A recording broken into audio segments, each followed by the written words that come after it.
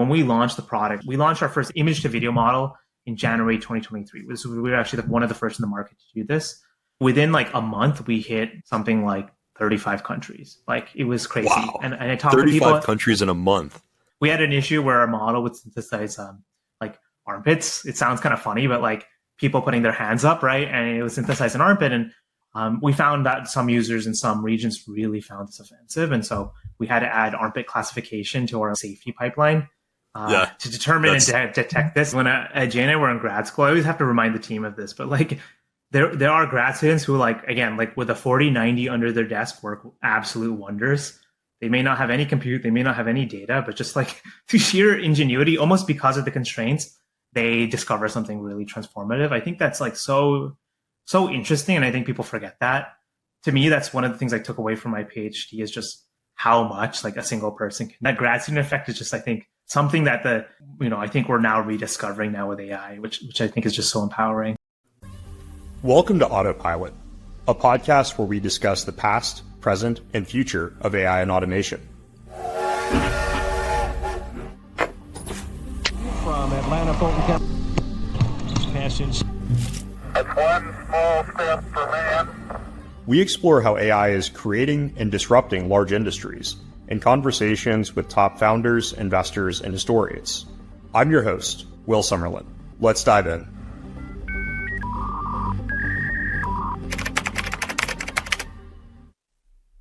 Paras, thank you for joining us on the Autopilot podcast. We're going to have a great conversation today. We'll dive into diffusion, image generation, video generation, how you scaled a company to 1 million users with 6 employees, and lots of exciting stuff. But before we get there, let's start with your background. You have a really interesting background and have seen a couple of different sides of AI. So maybe you can just take a minute and just talk through your background and how you got to where you're at. Yeah, that's perfect. First of all, wonderful to be here today with you. And before I dive into this, really excited to share some nuggets here with the audience. I mean, my background is very technical, very academic, and I think that's unique. There's a new breed of Berkeley technical ex-PhD founder coming to the market, and I think that's really exciting. And so I did my undergrad at Georgia Tech and went into self-driving right after graduating from undergrad. And so I joined as one of the founding engineers at a small self-driving startup called DeepScale. So we built perception systems for autonomous vehicles. That was an incredible ride. We ended up selling that company to Tesla in 2019. And so that became a really core part of the Autopilot perception team ultimately. And so that was a really exciting journey, but I chose not to join Tesla. I ended up going to Berkeley to do my PhD, and that was to come work with professors Jan Stoica and Joey Gonzalez. And so Jan is pretty unique in that he was the co-founder of Databricks and eScale, really big leader in SysML. And I was really excited to work on what we now call large language models. So that was a really exciting time back in 2018, 2019. Did that for most of my PhD.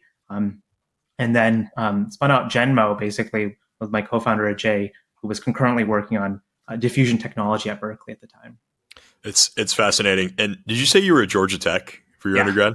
Yeah. Okay, I grew up in Atlanta, a little bit north of Atlanta. So yeah, I know it well, and been to the varsity down there number of times. Atlanta is an amazing city. I really enjoy it. It has actually a burgeoning AI scene now, which I think is really interesting. Certainly, I mean, we have a talent pipeline to there, and I think, I sometimes miss it. The Georgia Tech technical talent, I think, is underappreciated or underrated. Like I would put it on par with like MIT and Stanford in that regard. And in some domains, like maybe even higher. So I think it's it's an interesting ecosystem, and like there's definitely a small startup ecosystem brewing there. Not as much capital as San Francisco or New York or other tier 1 cities, but it's definitely growing. Curious on the full self-driving point. Like I was at ARC before, which is obviously a Tesla bull, and really excited about the autonomous opportunity. But I think a lot of people are skeptical of whether we're going to get autonomy in any reasonable period of time, and we see it a little bit like in constrained environments, like with Waymo and San Francisco. Curious from your perspective, number one, like what are the biggest challenges remaining to getting to a point where you have like a scaled autonomous fleet? And number two, do you think that's something that's like around the corner, or is that still like a decade plus out? Yeah, when I tend to jump into problems, and you'll see there's a recurring theme where They look like whens, not ifs. And so self-driving was my first kind of touch point with that. And definitely, I think to me, it will happen. It fundamentally must happen. It's a data problem at scale. And so it's really a question when we get enough coverage across all edge cases and scenarios to really tamp down on the tail of the distribution there. I think this is really a question of like miles on the road. I mean, fundamentally, either you do driving in the real world at huge scale, right? Or you do it in simulation. I think that's just fundamentally those are the two approaches that will reach that. There are teams doing incredible stuff with simulation. I know the team at Wabi from Raquel Erdison's company is doing really cool stuff there. I think Tesla has the edge there and just miles on road. I'm sure their data team is just seeing the most wild stuff you can imagine, just in the totality of their entire vehicle fleet. I think in this sense, like I'm not one to bet on confidence intervals, but I would say probably we're going to see large scale limited fleets in like restricted regions beginning to operate like consistently like Uber scale in some cities, probably 5 or 8 years from now. When we get to like, it operating in the streets of Bangalore at scale, I think that's going to be a long time, right? And so there's certainly some edge cases to cover, but I think it's definitely on the horizon, and my confidence intervals are pretty tight. Yeah, that makes a ton of sense. I'm curious, like shifting a little bit, you mentioned you were working on sort of the large language models before they were large language models in 2018, 2019. Other than just like compute, like scaling of compute and scaling laws and the transformer, like what has gotten us from 2018, 2019 to where we are today? Is it really just a matter of like scale and more compute, or is there something else that's happened? Yeah, I think about this in a few different axes. One of the most critical ones is actually just data. I think we've transitioned from a world where there are academic data sets, which are relatively small scale. It's a scenario where you lock the data set and you only innovate on the model architecture, to a world where I think like regularly people doing large scale pre-training, and that definitely holds for us at Genmo now, are doing like what I would call like data programming at really large scale, essentially just like managing really large data sets of internet scale data and kind of curating and collecting and processing that. And that's actually a really specialized skill. I feel that I learned that in self-driving first and foremost, but it took a while for that to come to large language models, to be clear. And so that was one critical unlock. Now you have big data sets like the pile that are just, academic standard, right? And so you can really tap into that, or red pajama or other things. I think number two, scaling is important, but it was like architectural innovations to enable scaling, which were really fundamentally the most critical bit. And I think there it was actually like the computational paradigms to kind of co-optimize model architecture, meaning like neural network design, with what was efficient to run on hardware.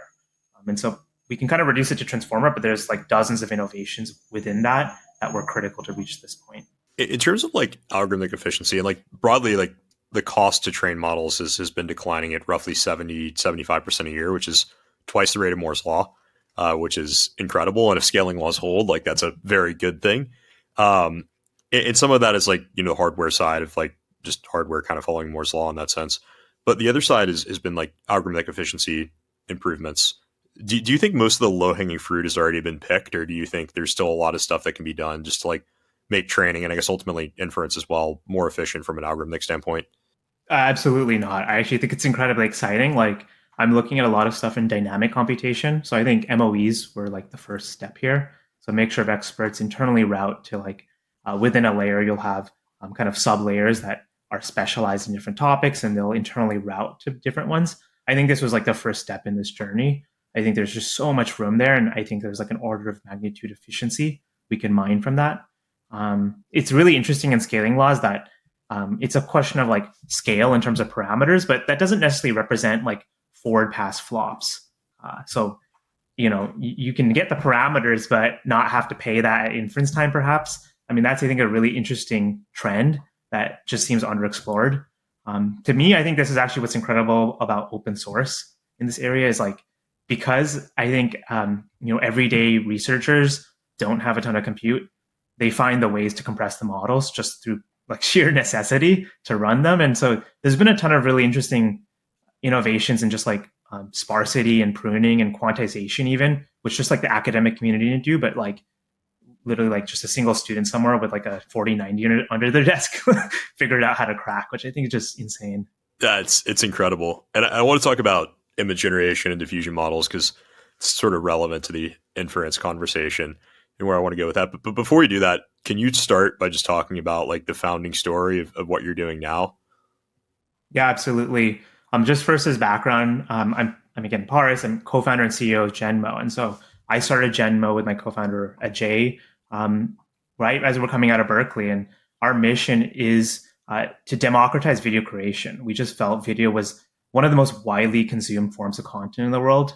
People watch anywhere from 1 to 2 billion hours of video a day on YouTube, which is mind blowing. Just how much human attention goes to video. Yet it's so expensive to produce, and so fundamentally just coming out of our PhDs, we felt I worked on systems and scaling, and he was one of the leading pioneers. He was the co-author of the DDPM paper, which is one of the most influential papers in diffusion. We felt that combining these two techniques would let us train frontier AI models to ultimately generate high quality videos from text. And so we started the company about a year and a half ago. It was a speculative bet, I think, when we started, but I think we've seen both in our own products, obviously, but OpenAI Sora and other products come to market that have really opened the public's imagination around what's possible with video generation through diffusion. And what's like how does diffusion work, and like what's the secret sauce? And maybe explain it like at a fifth grade level, and then we can dig in a little bit more from there. Yeah, diffusion is, I think there are basically fundamentally two different categories of architectures we use in generative AI. There is your autoregressive language model, so think your GPT. And so those models work by producing one token at a time, right? So you do an inference and that produces one token, you do it again, and you do it again, and you do it again. So you kind of wait and you see the token stream in. Diffusion models are very different. What's really interesting is they follow this process of iterative denoising, where effectively every single time you run a forward pass of that model, the image or the video gets a little less blurry, it gets a little less noisy. But if you think about this in image space, it's every pixel kind of appears all at once. Or in in video modeling, it's like you're not producing one frame at a time. It's just the entire video in one sequence is produced. So it's actually a very, very different in that regard. At its core, the way we train this is you take enormous volumes of unannotated data, so just literally just images. That can be text conditioned if you want to produce text to video or text to image models. Well, at a high level, the diffusion model works by taking a data distribution, and we'll call this the forward and reverse process, but essentially it learns to map that to noise, right? And so you'll consider the inverse here, and that's actually the task we kind of care about, is going from noise to image, right?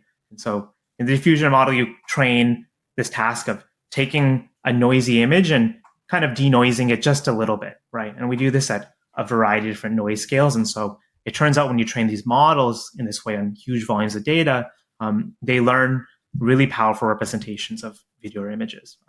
The most recent innovation here is text guidance, which is really powerful. So text to video or text to imagery. But at a 1,000-foot level, that's how these models operate.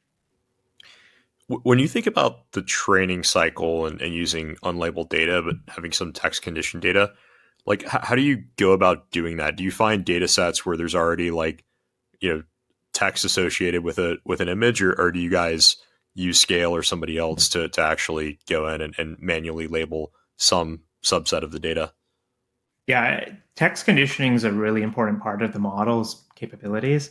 If you had an unconditional model, meaning it just takes a latent vector or some kind of conditioning, I don't know, whatever you want to use, but not necessarily text here. You could even just consider purely unconditional generation. It's not really that useful for our users, right? They can produce a random image, but they have no ability to steer it. So what our users really like to do is produce text prompts, and they tend to just keep expanding them as they really fine-tune the imagery or the videos to what they really want. To do that, we need that at training time to align the model with that capability. Today, we use synthetic data heavily here for this. Human annotation is really important here. I think over time, my hope is that you can actually transfer learn from architectures like llamas or GPTs in some sense, from the world understanding and language that they learn, and align it to imagery. And I think we're going to start to see really strong multimodal language models come out. And I do believe that technology will be highly relevant to improving text conditioning over time. What does the architecture of a multimodal model look like? Like if you're just using like you have like a diffusion model that's like text to image or text to video. What does the architecture look like for a multimodal model like the new Grok that does image generation? Yeah, so there's like multimodal VLMs or diffusion models, I guess. Which one are we talking about here? It's a good question. I mean, we could talk through both. Yeah, I think in the language model case, like you have text encoders, right? And then you have it, which is just the network. You have an image encoder, and you might even have video or audio encoders, and they kind of project it down into token space and just learn on interleaved text, image, video, audio sequences. And so that's kind of most likely how something like GPT-4o basically functions. In theory, through this whole process, generation is kind of part of that implicitly, right? Because you're autoaggressively training the model. And so, the way that you train these models is you feed it images as input, but they also implicitly generates them. The way that diffusion models like Genmo's models work is a little different, is that we first train a really, really powerful and really capable base pre-trained diffusion model. And so that's trained on this denoising task directly. So it doesn't have to generate text. It doesn't have to generate all these auxiliary targets that you might have to do in GPT-4o training or something. But it's text conditional. So there's some text reasoning path in the model where we feed kind of the caption in, any other metadata, and the noisy image, and then the output is a slightly denoised image. So architecturally, those are kind of two categories of multimodal models. And so Genmo's models typically look like the latter there. What's the advantage of like the diffusion approach? Is it like a higher quality output, lower inference cost, or something else? Yeah, so I think there's been several past papers which have considered autoaggressive image generation and diffusion-based image generation. It turns out diffusion is just way more efficient than autoaggressive image generation today. And so fundamentally, if you look at this and you're trying to generate, say, really long videos, those cost savings are incredibly important for us to utilize. The capability is actually also just better with diffusion models. I think it's still ongoing science to understand why this is the case. Like what exactly in diffusion makes it more amenable to high fidelity content generation. I think one thing that you get is just better controllability and steerability in the diffusion model than you might get with the autoaggressive setup. But cost is the main reason. One of the weird things in AI that seems to be happening is like you get these, call them breakthroughs or like step function improvements or discoveries like diffusion, and nobody really knows why it's better or like why it works the way that it does. It's kind of funny. It's like you get like this new capability or this new architecture, and then like it works, and then it takes like a while to figure out why it works so well. It seems like that's somewhat unique to AI. Maybe it's true in other sciences as well, but it's kind of a fascinating concept. I think it's really interesting. So actually, in that regard, actually diffusion may be better than what we were doing before. So when Ajay started working on the diffusion model at Berkeley, the DDPM architecture, everyone else doing image generation was doing GANs. And I think that was an area nobody understood how that stuff worked. Like it was just purely black magic there. And so he started working on this in some sense because he just felt that like you have this like the log likelihood objective you're going to train these diffusion-based generative models, and it's actually just much more well-formed. It's like fundamentally grounded, and there's some theory behind it. It turns out there was some set of work to that, and then there was a bunch of tricks to make diffusion work really well. And I think that stuff is just completely black magic, right? And I think that's where like a lot of this is just the community getting access to models and playing with them hands-on, and just like finding random tricks that just work really well. And then I think we'll go back, and often people will write papers and figure out how that works. And I think it's really powerful, and that's what's really incredible about, for example, stable diffusion is like having open source models like that in the market that let just huge swaths of people experiment and discover, design space, explore new techniques that wouldn't have come from research. Yeah, this is like one of the arguments for open source, and like there's been all this debate. And I would love to get your perspective too of closed source models versus open source models, and who's going to win at the end of the day. And like I think one of the compelling arguments in the open source side is that you have this community effect, and like to your point earlier, like some random college student, like, who's working on this at night, like comes up with some like technique that all of a sudden gives you like an order of magnitude efficiency improvement. And like if you go to OpenAI or some of the big labs, like they have a ton of smart people. But I think if you have, 100 smart people working on it versus like an open source community of 100,000, like perhaps the open source community finds these breakthroughs where the closed source models don't. But then the closed source models can just take that breakthrough and apply it themselves. So it's kind of interesting, and there's strong arguments on both sides. I'm curious where you fall on that debate. Yeah, today all of our models are closed source. We run them at scale. I think one of the unique challenges with video models is that the computational cost for inference and also just for like the size of these models and things is like large enough that it's not like broadly runnable on consumer grade hardware, let's say. So Stable Diffusion, I think, could literally run on your phone, right? It's like it was sized accordingly for that. Diffusion models are scaling up very quickly. I don't think that's going to hold for forever, right?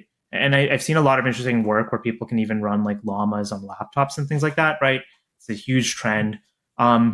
Video models just aren't quite at that point where that would work. And so I don't even think if we released our models without extra work, could they run on that kind of consumer grade hardware? But open source is just fundamentally inevitable, I feel, in the AI ecosystem. Like people want to get models and hack on them and tweak them. And if you can empower that, the results are incredible. We've seen that with large language models. And, I think Llama, for example, derives, state-of-the-art capability, but just in a broadly democratized way. And my take here fundamentally is I think foundation models are basically raw materials. It's like crude oil. You can mine it, you can take it. Like if you found crude oil, like your first take is like, let me swim in it, let me play in it. I can like drink it. Like, well, the useful stuff to do is not to like really play with the technology, but really the people who fine tune it and refine it into really strong production grade models.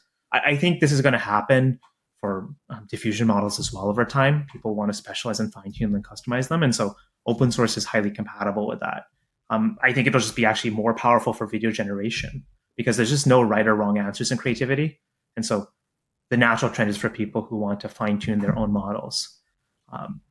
Personally, I really love open source. I did a ton of it in my PhD. None of our models today are open weight though today. Yeah, I like that analogy. It's like raw material. I'm gonna steal that, and I totally agree. Like it's it's useless until you apply it to solve a specific problem and fine tune it to solve a specific problem. On the inference side, like I don't think people fully appreciate the cost of running inference to create images or videos. And people like to complain that like GPT-4 is expensive, right, to generate text output. I'm curious, like, what are the costs to generate high quality video compared to, say, the cost of generating a text output on GPT-4 or some model like it? Yeah. Video generation today is just fundamentally very expensive. If you look at image generation, you can get it for like, let's say, half a cent or a cent an image, let's say at scale. There's people really innovating on efficient inference of image generation. If you look at video, you're generating not just one image, but you're generating like thousands, right? Or hundreds, like you're generating a bunch of different frames. And so I think at a first level, it's like algorithmic insights and improvements need to come to figure out how you can actually compress that and not have to generate, let's say, tons of different frames. One of the approaches leveraged in the community, it's not something we necessarily do, but is this approach called inflation, where you take a text image model and you inflate it to temporally generate videos. It turns out this is catastrophically expensive to infer, but at training time, you only have to fine-tune Stable Diffusion. Yeah.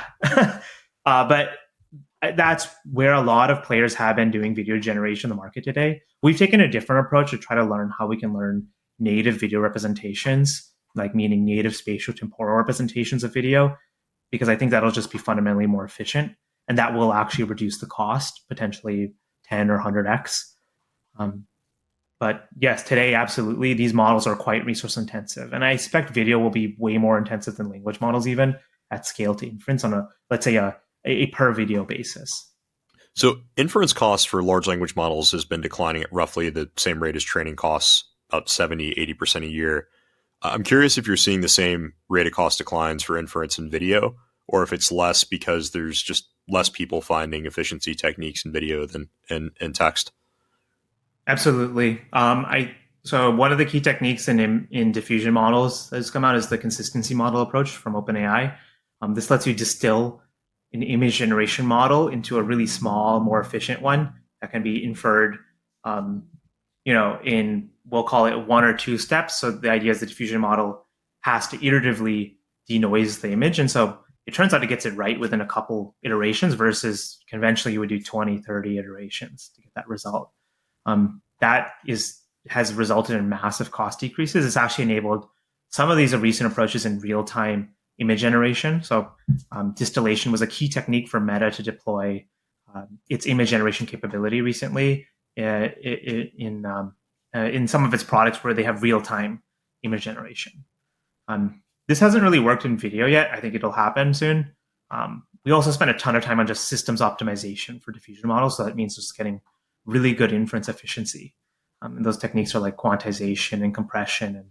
And there's a whole basket of techniques that the LM community has developed, and many of them just translate over one for one to the diffusion setup, which is, I think, really good news for long-term costs. I guess the other good way to read it is like not a lot of the low-hanging fruit has been picked yet. Like there's still, and I think we talked about this at the beginning, like there's still a lot of low-hanging fruit in language models, but it seems like there's perhaps even more low-hanging fruit in video models when it comes to efficiency. Compared to language models, I mean, you begin to see these really long context language models in the market today. Yep. Like Gemini does up to 10 million, I see now. They're really slow and incredibly expensive at that long context. But in the video setup, you end up inherently needing like effectively really long context just to reason both across space and time. And so that's actually a really unique challenge that I haven't seen as much innovation in academically. Long context is kind of a possibility, but it's not like you do it at an enormous cost. And in language, you're not there all the time, but that's the default operating setting for video. And so that's a really unique challenge I think all of us are going to face. That's interesting. Yeah, that makes sense. Maybe switching just to like the use case here and the actual application of the technology.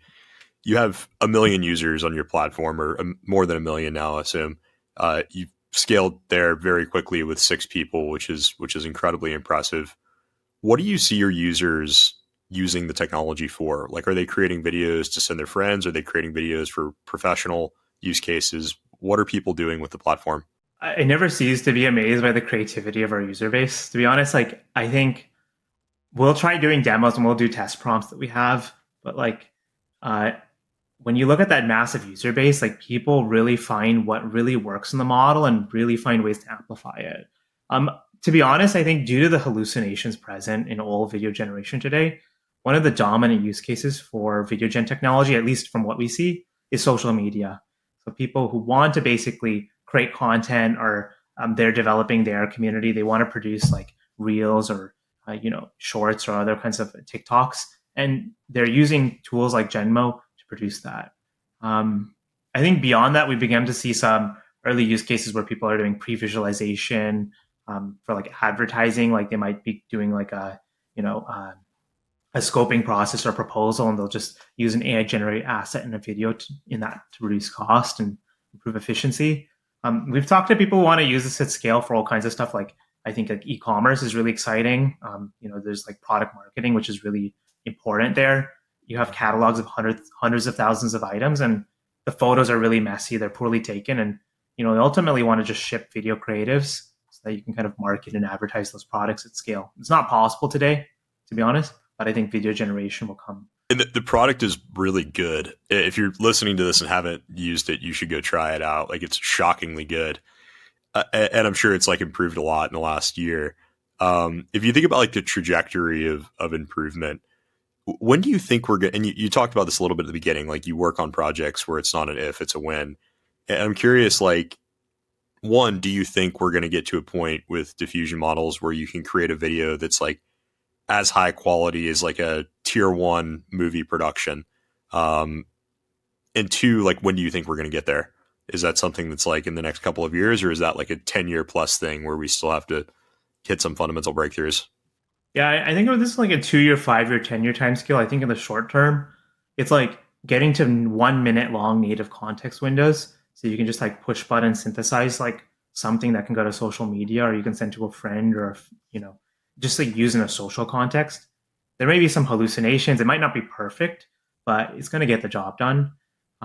There's some point when the technology just can synthesize, let's say, 10-minute sequences of video that a human editor can kind of go in and patch up the artifacts, right, and cut out the sequences where it wasn't perfect and splice it together. I think there's a perspective when we think about this on a 10-year time scale. It's like, when can I go on a vacation? I might go to Hawaii. I hop on the plane back, and as soon as I hop on the plane, I get a push notification saying, here's a 2-hour edited film stitched together from all your blurry photos that I take. And I'm not a very good photographer this way, but edited together into something that's just like incredibly cinematic and beautiful.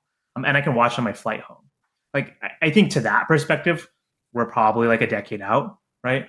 That's like fully personalized at scale. It works really reliably to the point that it can just be like autopilot, like self-driving.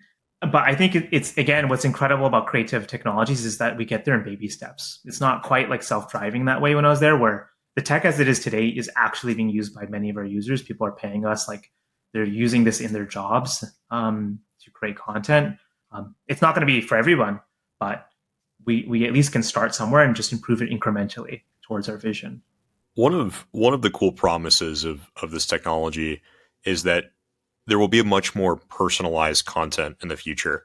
Like, because the cost to create content is still relatively high, even if you're just creating a podcast like this, you have somewhat personalized content. But if you go on Instagram Reels or presumably on TikTok, you're seeing content that's like targeted towards you, but the videos aren't created specifically for you.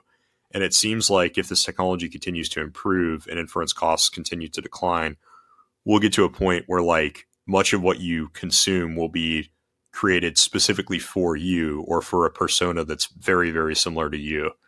Do you think that's how this is going to kind of play out on a 5, 7, 10-year basis? The way I think about this is, I think so much of content today is is impersonal. Like, we watch big television shows. If I go to Netflix and I want to watch something tonight, I don't have that much choice in what I want to watch, right? And so I kind of go with what the broad market's watching, like the top 10. I think it's a really interesting road where that gets more and more niche. And I think you see that with the emergence of like TikTok and like, small scale audiences, influencers. And now, like, I think on TikTok, it's incredible that like any random person, like you could have a high schooler somewhere, just becomes like a celebrity overnight just through the algorithm, right? Yeah. Because they found their audience and people who really love that content. I think over time, AI is going to play into that. And I think nicheification of content and consumption is just like a large secular trend. And AI will just become a tool in that process. I don't know if we're like I think we are still pretty far out from like totally autonomous content generation that just like, you can just consume right out the bat because like I said, there still is a hallucination challenge for the technology. And we're working really hard on that. I think that's going to be kind of the 5-year challenge for this space. That makes total sense.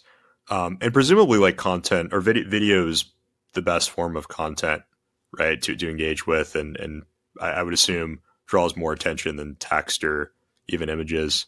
And so to your point, like if you're applying this to marketing or other commercial use cases, like I think most people would prefer to produce video over text, but the cost to do so has historically just been so high, it's not practical unless you're selling a mass market product or you have another way to do it. When you think about the other side of this, like it seems like one of the challenges of diffusion models getting as good as they are, like the proliferation of deepfakes, and we're getting to a point now where you can make someone say or do something that they didn't actually say or do, and it's believable enough that most people would fall for it.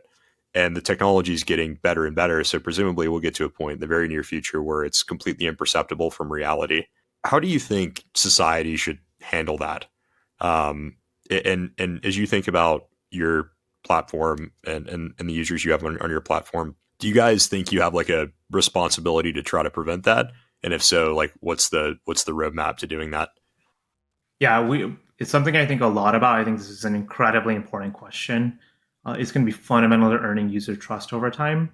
The way I think about it is there's kind of a capability roadmap for this technology, and today we're really early. If If you look at in any of the video generation technology outputs, there are hallucinations. It's not completely photorealistic yet. And so there's time to develop this. One thing I think a lot about is when I look at the world, I think it's really important that this technology is broadly accessible. I fundamentally believe that because I think, if it were to be a single actor who has access to video gen technology and has access to, the only way to kind of personalize or adapt it, I think to me that seems like a centralization of power that will be problematic, right? Like if it ends up being that like OpenAI controls all of content production, I think that's not a particularly exciting world. I think a lot about for our technology over time, how do we open up more and more white box capabilities in our technology to let people bring in their data and kind of custom personalize their model for them, right?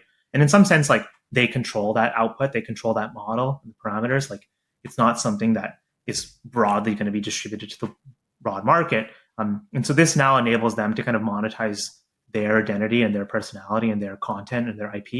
And I think that's a really exciting world. And I don't think that's possible, at least today, with the traditional form of how you see, like, let's say DALL-E or other technologies operate, right? But they're notably impersonal. It's a good view. And I totally agree. Like the idea that, it's better to have one organization with like the keys to this technology is absurd. And the reality is like our adversaries are going to develop this themselves. Like China is maybe a little bit behind the curve on some of the AI stuff, but like they'll get there. And it's probably one of their top priorities. And the use case is if you want to create chaos in society, have a video of a president saying something, saying we're at war, whether the US regulates AI and tries to prevent that from happening internally, well, guess what? Like there are going to be model providers outside the US who are going to train this technology, and our adversaries are probably going to use it. And so the idea that you can just like eliminate that risk vector by just like regulating 2 or 3 companies and giving them complete authority and control over the technology is just an absurd concept.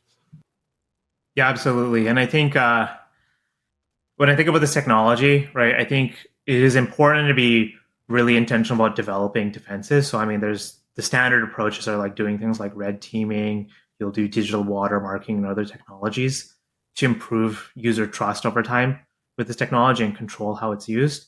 But it's important to start early, and we fundamentally have chosen to ship our technology early and quickly. Like we offer a product broadly accessible to our users. Majority of whom are not paying us, is totally free to use. You can just sign up in 5 minutes and use it.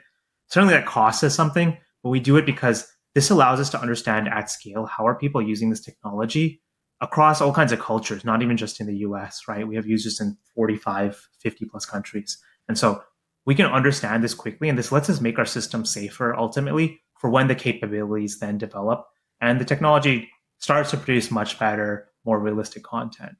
And I believe this will ultimately yield a safer, better, more broadly accessible, but also still ultimately, yes, like safe technology at scale for video when it gets really good. I agree. And I think the reality is it's inevitable. Like whether people like it or not, want to prevent it or not, like it's inevitable. And so, you can try to control or regulate the application. And to your point, there's lots of stuff you can do to red team it and like be a good conscious company, but it's inevitable, and the technology is progressing, and I don't think anything's going to stop it. On the global side, the international side of what you mentioned, curious, going back to the actual model itself, does the input text have to be English, or can the input text be German or French or a different language? You can put any language, and I think we natively support like Japanese is really important. Some of the Indian languages are really important, just given like how many internet connected users are from there. Like it is natively multilingual, and I think that's really powerful. It creates more challenges from a text alignment perspective. But when we look at usage, I think it's this AI technology has gone global so fast. When we launched the product, like I think we launched our first image to text model. This was image to video model in January 2023. We were actually one of the first in the market to do this. I think within like a month, we hit like something like 35 countries. Like it was crazy. Wow. And I talked to people. 35 countries in a month. And I think this is crazy because this was like the first time I had launched like a large scale consumer product. But I talked to some other founders, and like this took us like 2 years to like hit. Yeah, that's right? not a normal experience. And so we had to do things like use like forward deployed CDNs to kind of cache content and really be really proactive about thinking about how do we just make it low latency accessible from the world. I mean, it turns out our first version was just like hosted in Ashburn, Virginia, and it was just like horribly slow. We had users in Indonesia who like we're trying to upload like a 2 megabyte image and it would take like 30 minutes, right? Like that would suffer Vercel timeouts originally when we were using them. Like these are hard problems we had to hit early. To me, I think what's interesting is AI technology is like fairly broadly accessible. And so international is hugely important. And I think a lot about, when we talked a little bit about safety too, like, by the way, safety applies kind of geographically. Like what is a community guideline in the US is not going to apply in some of our other countries, like just completely different. We had an issue where our model would synthesize like armpits. It sounds kind of funny, but like people putting their hands up, right? And it would synthesize an armpit. And we found that some users in some regions really found this offensive. And so we had to add armpit classification to our like safety pipeline to determine and to detect this. And every country is different. Yeah. That like all the stuff you learned by doing, you wouldn't have like predicted that out of the gate. I'm just like curious to dig into this just for a second on the language side. Do you translate, like, do you have this like text conditioning in English and then you translate the input language to English, or are you actually doing text conditioning across like all these different languages? No, we cannot do it for all languages. We just don't have enough data. So, sure. The vast majority of it is in English, but we're working to begin to improve the model's native ability to understand languages through just directly through the text conditioning for keystone markets. And so it's worth investing. It's quite expensive, to be frank, because there's a human problem here too in terms of like backfilling those annotations, right? But it unlocks so many interesting native unlocks. I think translation can work for some languages, but for some it's just like you lose all the semantics that are really interesting. Like a simple one is like idioms that are regionally sensitive. Like you might say something and then when it gets translated, that meaning gets lost and the content loses it, right? There's things like also just like cultural. One big thing for us, by the way, is we see a ton of international usage around holidays. Like it was like Navratri in India recently, I think a few months ago, and we saw a huge usage because people were making like holiday greeting cards essentially with the product at huge scale, and it went viral. I think that capability is best done through native alignment with language without kind of having auto translation in the loop. Yeah, that's totally logical. It makes sense.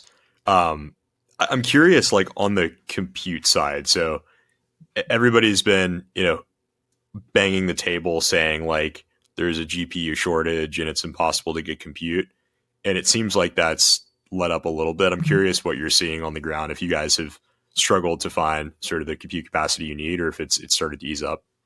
Compute has always been a huge challenge for us. It's like persistently one of the things I spend a ton of time on, both on inference, by the way, because there are times like we will go viral and we'll see like there was a time I remember I was trying to like submit my PhD dissertation last May, and we were like acquiring 100,000 users a day for like 1 week due to like some virality loop. And it was just like, that was like incredibly stressful. Like there's just no amount of searching will yield GPUs at that point.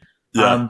I think you're right that this is beginning to let up a little bit, but the compute needs are always accelerating for us. One of the things I'm very proud to say though is like, I think I spent about 1.5 years at Google Brain, and I think Google in aggregate has a ton of compute, but I think on a per researcher basis at Genmo, just because we're so small and we have so much compute, we probably have more GPUs per researcher than anyone at Google, right? And so that means, yes, in aggregate, we may not have the like hundreds of thousands of accelerators Google has, but it's way more than I think our team can sustain. And, we have always scaled our training compute ahead of kind of our model's expectations to enable and unlock innovation.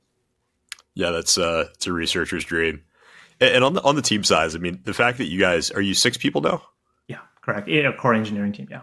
The fact that it's 6 people and you've scaled the technology to where it's at, just in terms of the quality of the output, but also the scale of the business at more than 1 million users. What's the key to that? Like, what's the key to having a small team that's performing at such a high level and building so quickly? I think it's really simple, just focus. At the end of the day, that's the only way hard things get done. And so for us, it's always been about being really laser focused on what's next and what are the key technical bottlenecks. And those might be things that unlock in 2 months or 3 months. Those may be things that are really short term. So it's not just about like what's kind of next week, but you need to be really focused in order to kind of align small teams with really high performance. And at the end of the day, one of the core values we have is ask for forgiveness. Don't ask for permission when you're scaling and you're doing research. Like I believe if you're relying on weekly stand-ups and syncs to kind of drive the cadence of your company forward, it's really hard to make fundamental breakthroughs. And so you need everybody just to feel empowered to explore kind of cutting edge greenfield research ideas really quickly. And so I think that's been really unique. We also are really intentional build versus buy. So we outsource a ton of our product operations, meaning like we pay Versal, we use PlanetScale, we use a ton of different well-functioning like software as a service products that didn't exist like I think 5-10 years ago in such a way that really enable us to keep a really lean team focused on research. It's incredible what a small focused team can do. Like there's so many great stories throughout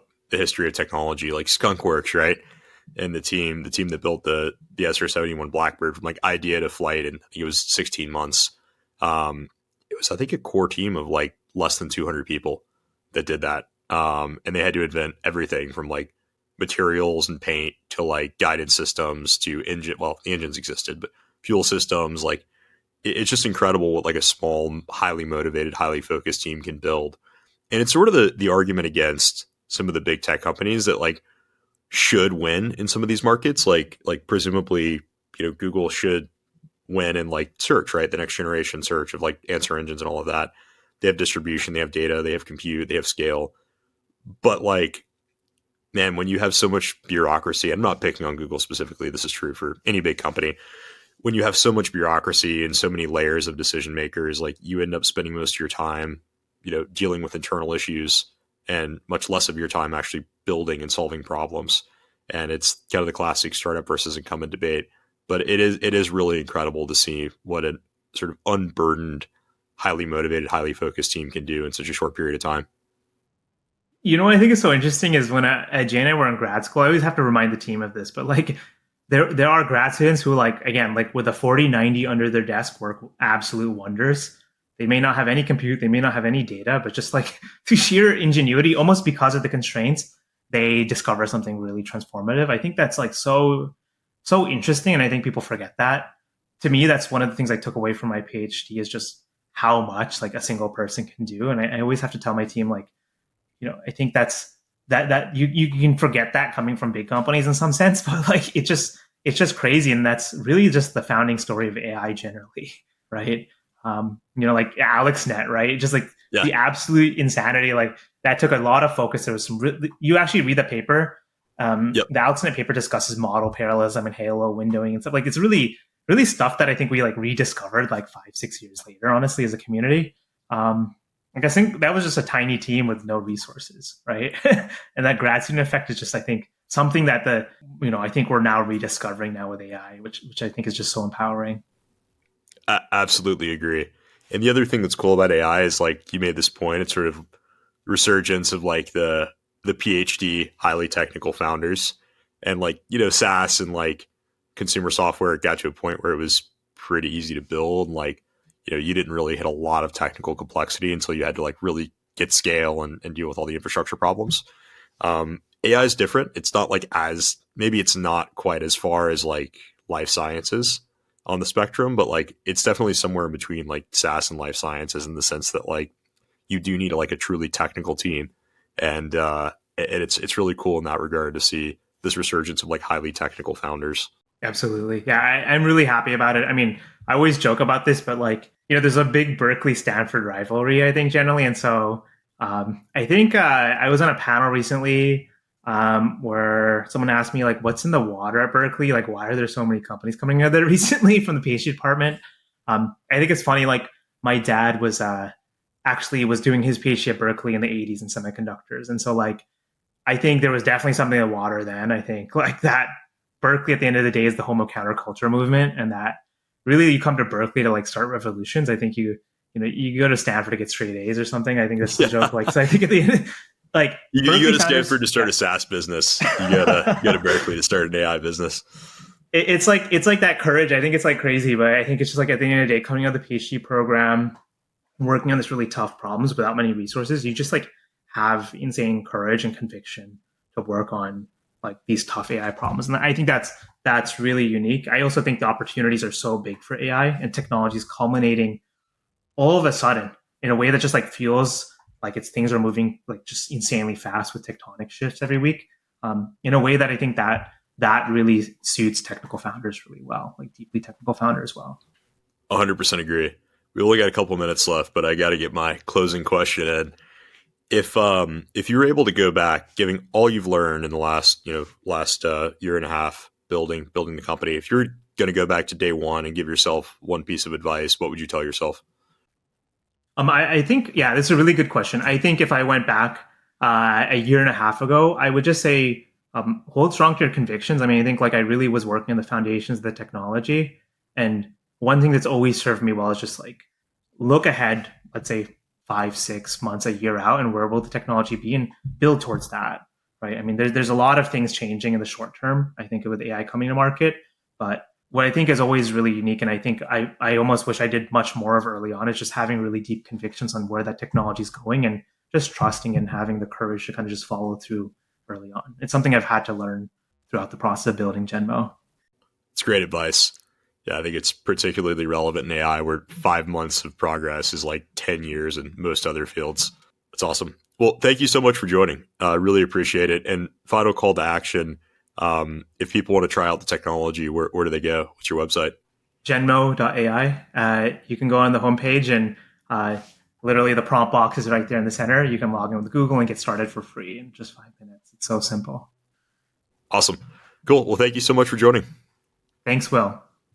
Thanks for tuning in to the Autopilot podcast. If you're using AI to create or disrupt a large industry, I would love to learn more about your story. Drop me a line on Twitter or go to our website, apv.vc. If you want to support the show, the best ways are to leave a review wherever you're listening and subscribe.